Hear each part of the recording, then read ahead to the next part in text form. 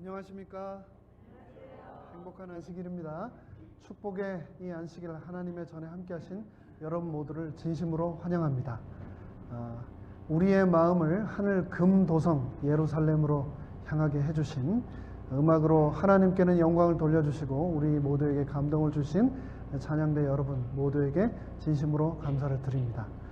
우리 세리토스 교회가 배출한 세계적인 학자 우리 양재욱 장로님 모교를 방학을 맞아서 찾아오심을 진심으로 환영합니다. 우리 양재욱 장로님과 또 방명록에는 기록하지 않으셨지만 저희 교회를 방문하신 우리 손님 여러분, 또 방송을 통해서 이 예배에 동참하시는 여러분 모두를 예수님의 이름으로 진심으로 환영합니다. 오늘은 영혼의 불멸인가 죽은 자의 부활인가 라는 제목으로 성령님의 임재를 이 시간 초대하겠습니다. 먼저 하나님의 말씀 요한복음 11장에 있는 말씀을 읽고 시작하도록 하겠습니다.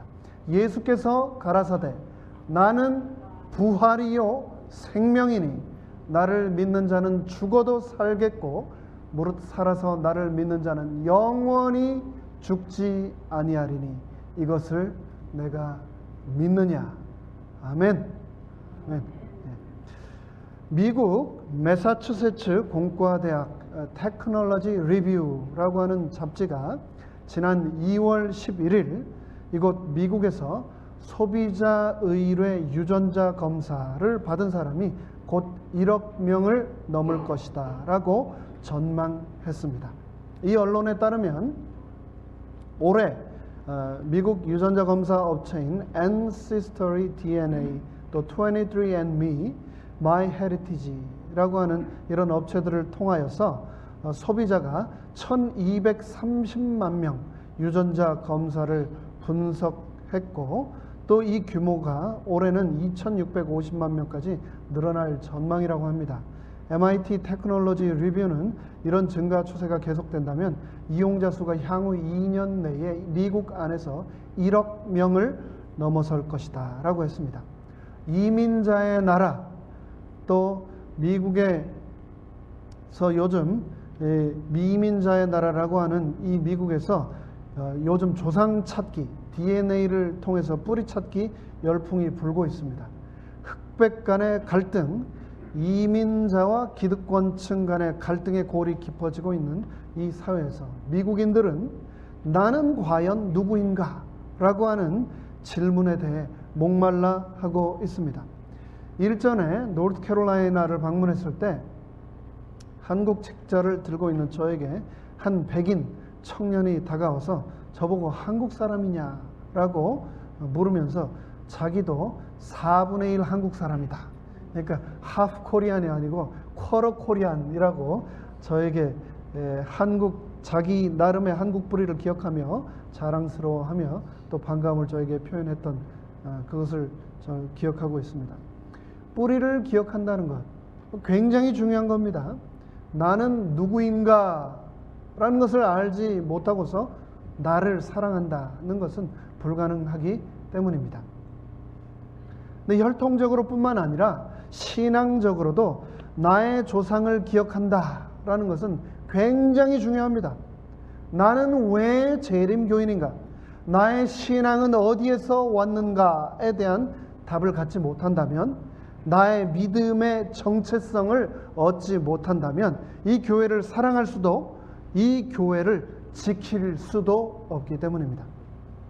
처음 재림신앙을 접하고 직접 선택해서 이 재림교회의 일원이 된 신앙 1세대들과 달리 우리의 자녀들과 손자녀들 가운데는 이 정체성에 대해서 확신을 갖지 못하고, 그래서 왜 재림교회를 섬겨야 하는지, 왜 재림신앙을 소유해야 하는지를 모르는 사람들이 안타깝게 있습니다. 일전에 섬기던 한 교회에서 어려서부터 재림신앙을 부모로부터 물려받아 잘 출석을 하다가 대학을 지나가고 취업을 하고 결혼을 하면서 신앙을 떠났는데, 결혼 후에 자녀들을 출산하면서 다시 재림교회로 돌아와 출석을 하던 젊은 부부가 있었습니다. 그런데 그들이 얼마 후 큰 교회, 어린이 프로그램이 잘 되어 있는 썬데이 처치로 옮기겠다고 저에게 와서 말했습니다. 그 썬데이 처치는 아침에 교회 가면서 들어가자마자 있는 웬만한 데이케어 센터보다도 더 잘 되어 있는 최신 시설의 어린이부에 아이들을 드랍하고, 아이들을 그렇게 드랍하고 나면 부모들은 아이들이 없는 본당에 들어가게 되는데, 그곳의 좌석은 여러분들이 앉으시는 이런 좌석이 아니라 편안한 극장과 같은 극장식 좌석이라고 합니다. 음악도 밴드와 전문적인 찬양팀이 순서를 진행하는데 웬만한 음악 콘서트보다도 더 잘해서 큰 감동을 받는다고 합니다.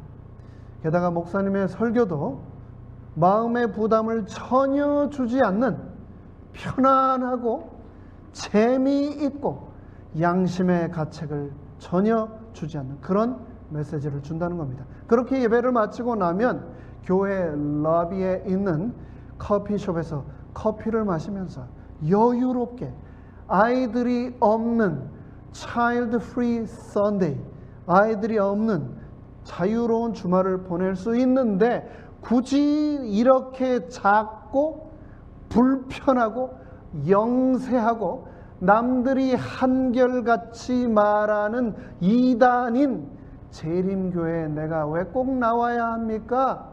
이 교회에 내가 꼭 나와야 될 필요를 못 느낍니다 라고 말을 했었습니다. 그래서 지난 10주간 우리가 해왔던 나사렛 예수 시리즈를 지난주로 마치면서 저는 이번에는 재림교회의 정체성에 관한 연구를 하는 나는 왜 재림교인인가? 라는 질문에 대하여 재림교회는 믿는다 라고 하는 새로운 시리즈를 오늘부터 시작하려고 합니다. 특별히 160여 년 전에 시작된 이 재림교회의 정체성의 네 기둥이 되어온 영혼 멸절, 제7일 안식일, 그리스도의 하늘 봉사, 그리고 예언의 선물을 포함한 새 천사의 기별에 관하여 앞으로 몇 주 동안 살펴보도록 하겠습니다. 이 시간들을 통하여 초기 재림교회에 허락하셨던 교회의 연합과 경건의 부흥이 나와 내 가족의 삶에, 그리고 이 교회에 다시 한번 임하게 되기를 간절히 바랍니다. 오늘은 그 첫 시간으로 영혼의 불멸인가 죽은 자의 부활인가 라는 제목으로 죽음 이후의 세계에 관하여 하나님의 말씀을 살펴보도록 하겠습니다. 통계에 의하면 이 지구에서는 매 초당 5명씩 죽고, 그렇게 하루에 몇 명이 죽을까요? 10만 명씩 죽는다고 합니다. 지금 째깍째깍 가는 이 1초에 몇 명? 5명. 하루에 10만 명. 그렇게 1년에 4천만 명씩 죽어가고 있는 곳, 그것이 바로 이 지구입니다. 죽음이라고 하는 것, 그것이 먼 곳이 아닌 바로 내 옆에, 이곳 바로 내 삶에 있다는 것을 실감하게 됩니다. 내 심장이 뛰고 있는 이 순간도 누군가의 심장은 멎어가고 있는 겁니다. 버지니아의 한 묘비에 이런 말이 새겨져 있다고 합니다. 나의 친구여, 잠깐만 발을 멈추고 여기를 보라. 나도 한때는 지금의 당신과 같았다. 그러나 머지않아 당신도 나와 같아질 것이다. 그러니 나를 따라올 준비를 하라.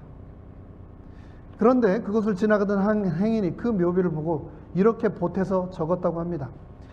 당신이 어디로 갔는지 모르겠는데 내가 어떻게 당신을 따라가겠소?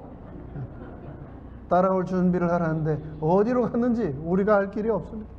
인생에서 가장 확실한, 유일하게 확실한 것은 인간이면 누구나 다 죽는다라는 건데, 그 확실한 죽음 이후의 세상은 가장 불확실합니다. 그 누구도 죽음을 경험하고 와서 죽음 이후의 세상이 어떤지에 대해서 말해 줄 수 없기 때문입니다. 그래서 생긴 말이 있죠. 죽은 자는 말이 없다.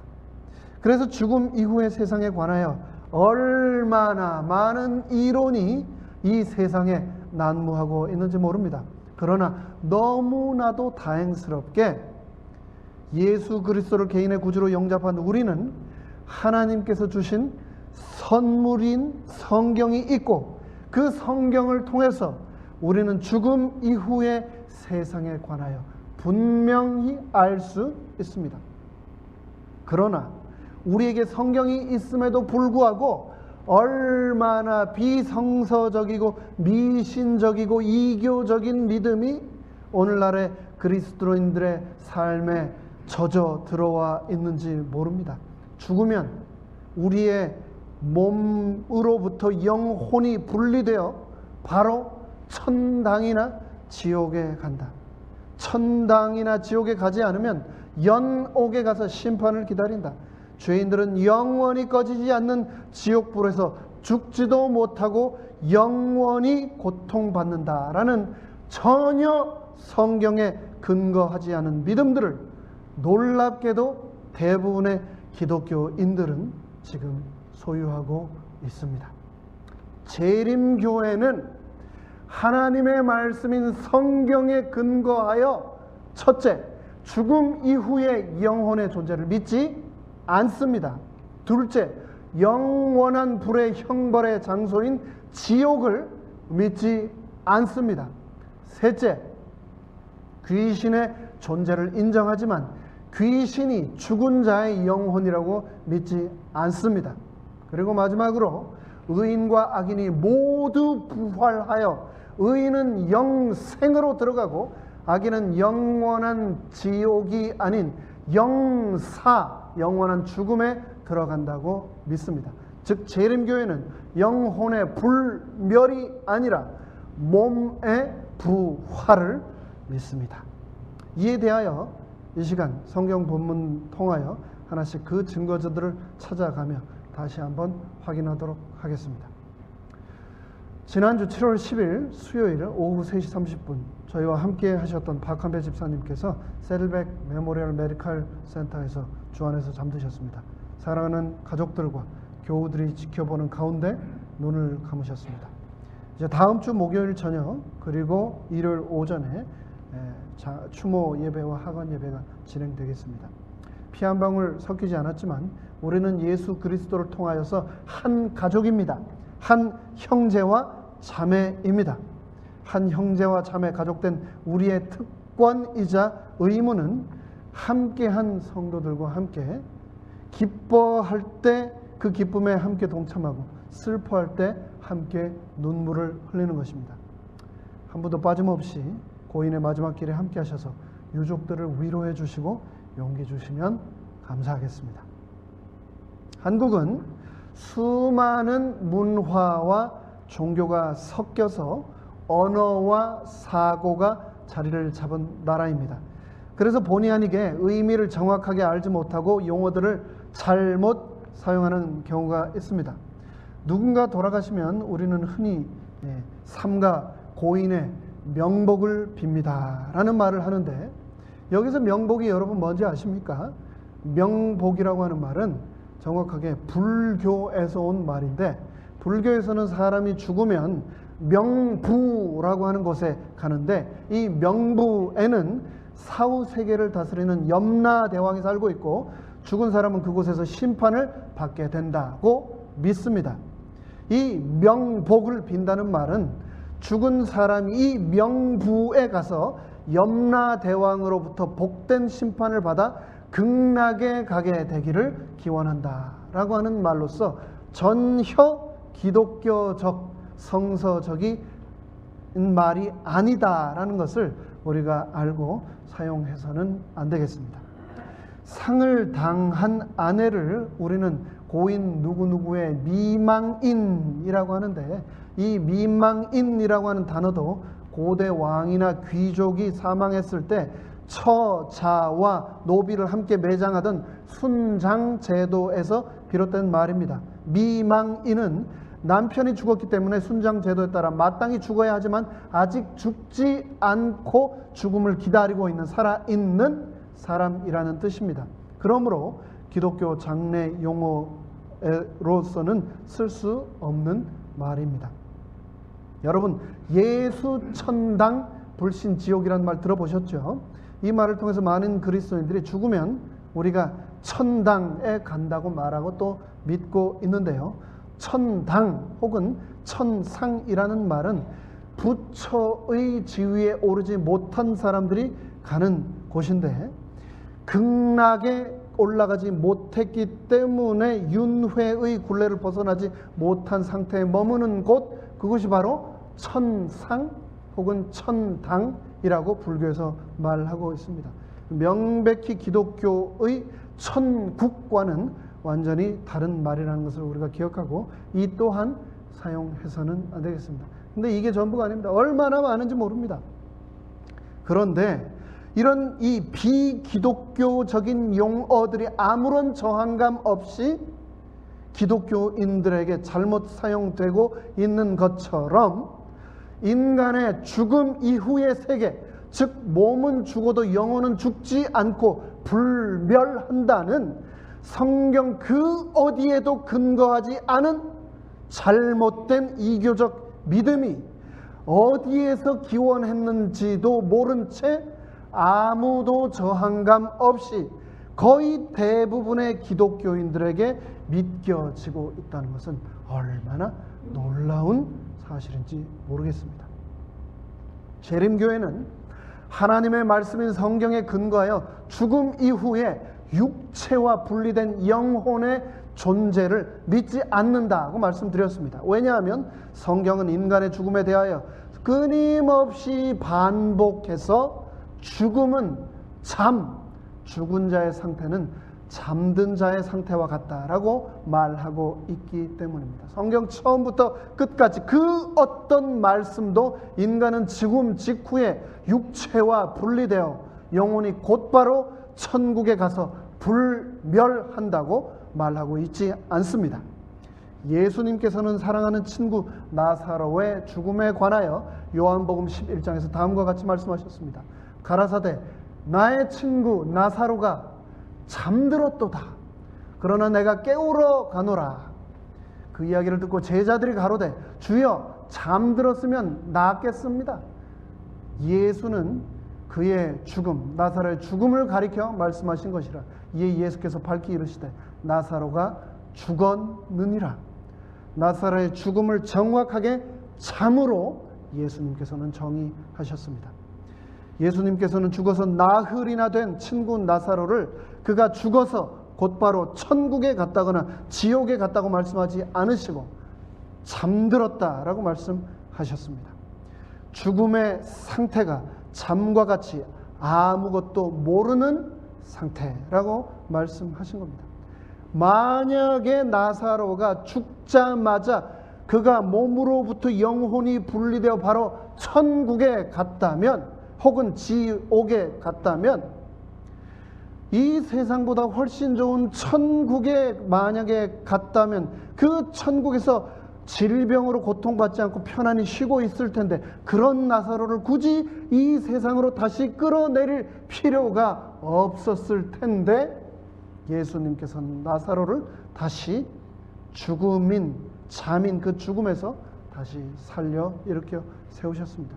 그리고 실제로 나흘이나 죽었던 나사로가 부활한 후에 지난 나흘간 그가 천국이나 지옥에 갔었다. 그곳에서 무엇을 보았다라고는 이야기가 성경 그 어디에도 기록되어 있지 않다라는 사실을 우리는 기억해야 하겠습니다. 예수님께서는 나사로뿐만 아니라 한 회당장의 딸이 죽었을 때도 그 소녀의 죽음에 대하여 잔다라고 분명히 말씀하셨습니다. 이 소녀가 죽은 것이 아니라 뭐라고요? 잔다고 예수님이 말씀하셨던 겁니다. 지혜자 솔로몬은 그의 책 전도서에서 잠든 자가 아무것도 모르는 것처럼 죽은 자는 아무것도 모른다라고 말하고 있습니다. 무릇 산 자는 죽을 줄을 알되 죽은 자는 아무것도 모르며 다시는 상도 받지 못하는 것은 이름이 잊혀진 바 됨이라. 무릇 너의 손이 이를 당하는 대로 힘을 다하여 할지어다. 이 세상에 호흡이 붙어있고 살아있는 동안 최선을 다하여 살지어다. 앞으로 너는 장차 무덤에 들어가 죽게 될 것인데 그곳에는 계획도 없고 지식도 없고 지혜도 없고 아무것도 없는 모든 것이 멈춰진 그런 상태에 이르게 된다고 전도서는 기록하고 있습니다. 이스라엘 민족의 영웅 다윗도 죽음을 잠이라고 분명하게 말했습니다. 여호와 내 하나님이여 나를 생각하사 응답하시고 나의 눈을 밝히소서. 두렵건대 내가 사망의 잠을 잘까 하옵니다 라고 말했습니다. 사망 중에서는 주를 기억함이 없사오니 음부에서 주께 감사할 자 누구이리까. 죽어서 무덤에 있는 자는 아무것도 기억하지 못하며 하나님께 감사 또한 드리지 못한다고 다윗은 말하고 있습니다. 그 호흡이 끊어지면 사람이 죽어서 심장 박동이 멈추고 폐로 들고 나던 그 호흡이 끊어지면 흙으로 돌아가서 바로 그 당일에 모든 도모가 소멸한다고 시편은 기록하고 있습니다. 도모로 번역된 히브리어 에시토나, 이 도모는 생각, 사고, 계획을 의미하는 단어입니다.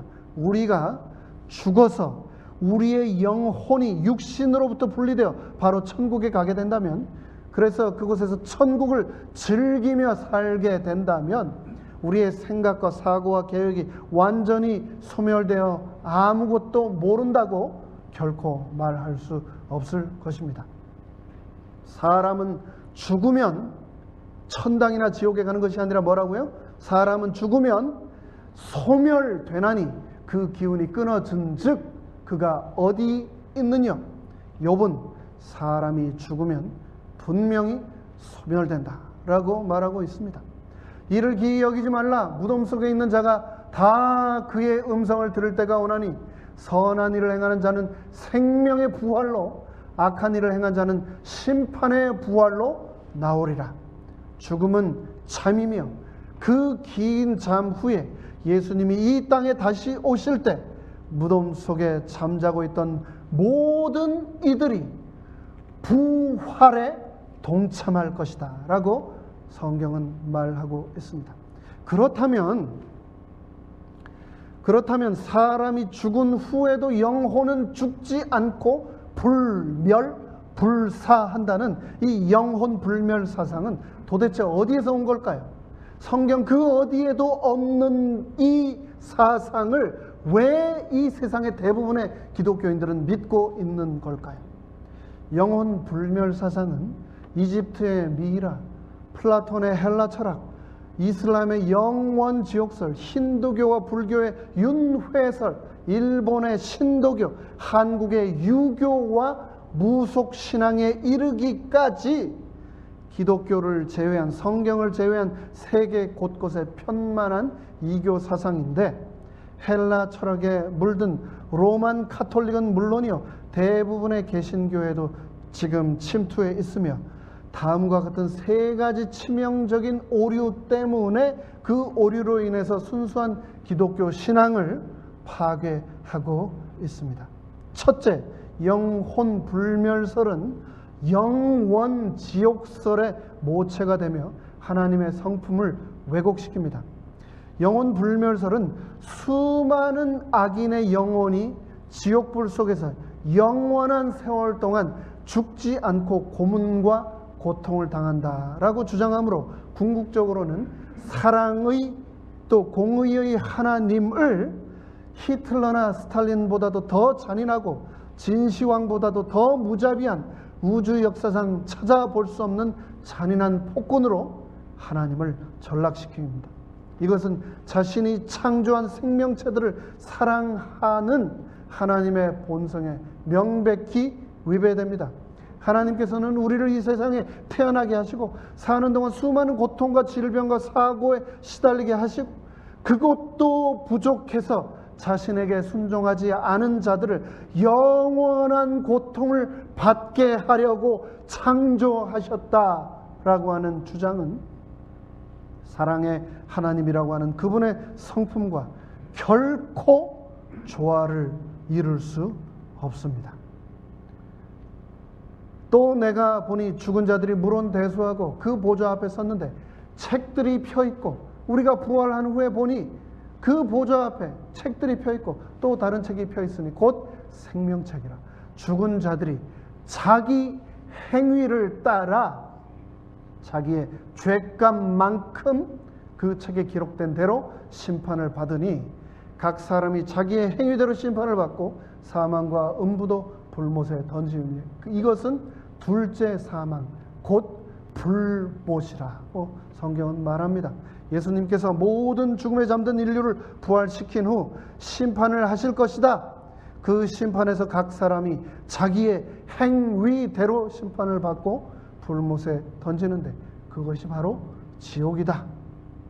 영원히 죽지도 못하고 꺼지지 않는 불에 의해 고통받는 지옥이 아니라 죄값만큼 행위대로 심판을 받고 영원히 소멸되는 영멸을 성경은 말하고 있습니다.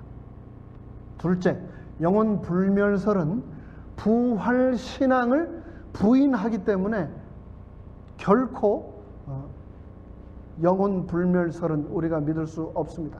영혼 불멸, 그것은 사후에 그 영혼이 이미 천국이나 지옥에 가서 살고 있다고 주장을 하는데, 만일 우리가 죽자마자 천국에 가서 영생을 누리고 있다면 육신 없는 영혼의 상태만으로도 천국에 갈 수 있다면 왜 굳이 육신이 필요하고 부활이 필요한 걸까요?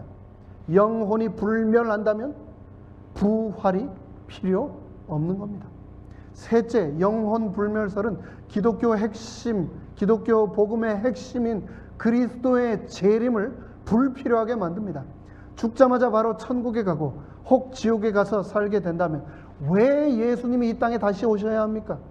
그러니 영혼 불멸설을 믿는다는 것은 사실상 예수님의 재림도 필요 없게 만드는 위험천만한 함정에 빠지게 되는 겁니다. 에덴 동산에서 창조주 하나님께서는 선악과를 먹으면 너희가 정령 죽으리라 하고 말씀하셨지만 사단은 내가 결코 죽지 아니하리라는 말로 아담과 하와를 속였습니다. 영혼 불멸설과 영원지옥설은 한 세트이며 바로 거짓의 아비 사탄의 작품입니다. 소돔과 고모라와 그 이후 도시들도 저희와 같은 모양으로 간음을 행하며 다른 색을 따라가다가 영원한 불의 형벌을 받음으로 거울이 되었느니라. 소돔을 태운 영원한 불은 태울 것을 다 태운 후에 꺼졌습니다. 사해바다, 지금 이스라엘에 있는 사해바다, 그 자리가 바로 소돔과 고모라가 있던 자리인데 그곳에 가보십시오. 영원히 꺼지지 않고 타는 불이 있는지 없는지 한번 확인해 보시기 바랍니다. 그곳은 지금 불타고 있지 않습니다. 죄인을 땅에서 소멸하시며 악인을 다시 잊지 못하게 하실지로다. 죄인은 이 땅에서 영원히 고통받는 것이 아니라 죄인은 이 땅에서 어떻게 된다고요? 소멸된다고 말씀하셨습니다. 고로 영원히 존재하는 지옥은 없다라고 분명히 성경은 말하고 있습니다.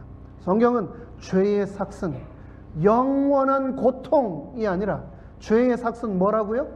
사망이라고. 영원한 고통, 영원한 불의 형벌의 지옥이 아닌 사망이라고 말하고 있습니다. 하나님께서는 사도 바울을 통해 죽은 자들을 부활의 아침을 기다리며 잠자는 자들로 분명히 묘사했습니다. 형제들아, 자는 자들, 죽어 있는 자들에 관하여 너희가 알지 못함을 우리가 원치 아니하노니 이는 소망 없는 다른 이와 같이 슬퍼하지 않게 하려 함이라. 우리가 예수에 죽었다가 다시 사심, 그분의 부활을 믿을진대 이와 같이 예수 안에서 사는 자들, 죽은 자들도 하나님이 그들을 부활시키셔서 천국으로 데려가시리라고 말씀하셨습니다. 영국을 대표하는 종교 개혁자 틴데일은 그대들은 몸을 떠난 영혼이 천국이나 지옥에 간다고 가르침으로써 그리스도와 바울이 입증한 부활의 논증을 파괴하고 있다고 했습니다. 종교개혁의 새벽벌이라 불리는 위클립은 죽음 이후부터 부활의 순간까지 완전한 무의식 세계에서 잠을 잔다라고 가르쳤습니다. 마르틴 루터는 1520년 11월 29일에 발표한 41개조의 신조에서 영혼이 불멸한다는 신조는 터무니없는 다른 견해들과 함께 로마 교회의 교리집 쓰레기 더미에서 발견되어지는 것이라고 분명히 말했습니다. 유명한 신라권의 저자인 밀턴은 만일 우리가 이방 종교에서 가르치는 가르침을 받아들이지 않는다면 사람 자체가 바로 살아있는 영혼이라고 말하는 성경의 가르침을 이해하게 될 것이다.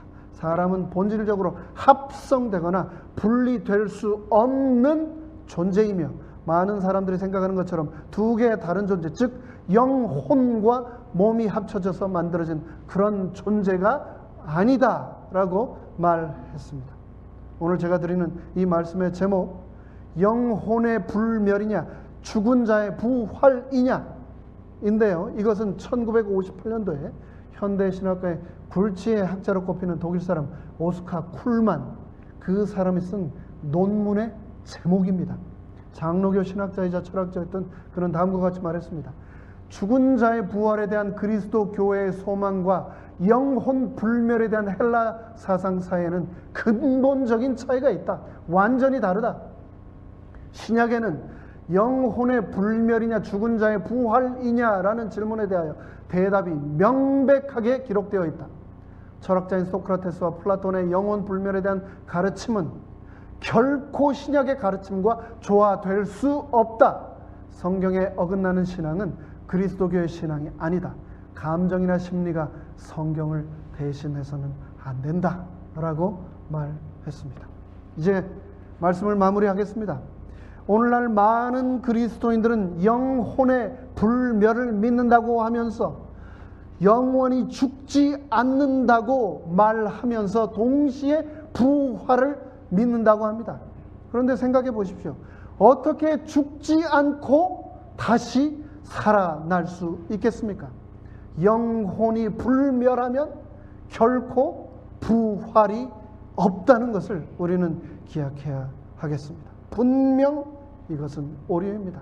오랜 세월 동안 사탄은 영혼이 불멸한다는 이 거짓말을 통하여 하나님의 성품을 왜곡시키고 성경을 곡해시켜 왔지만 우리는 재림교회의 믿음의 선조들을 통하여 이 모든 오해를 성경을 통하여 분명하게 풀게 되었습니다.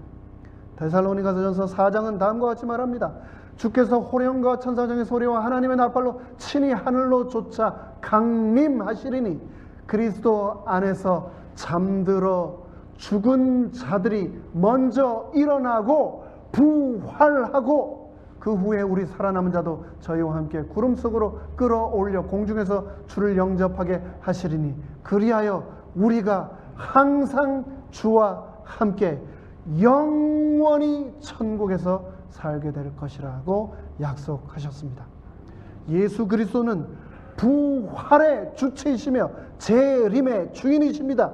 그분께서는 분명히 그리고 속히 이 땅에 오실 것입니다. 그때 주 안에서 죽은 자들이 그들의 긴 잠에서 깨어날 것이고 우리도 공중에서 주를 영접하여 항상 주와 함께 있을 것입니다. 이 안식일에 특별히 지난주에 잠드신 사랑하는 박환배 집사님의 유족들에게 이 약속의 말씀이 큰 용기와 소망이 되시기를 간절히 바라며 말씀을 마치겠습니다.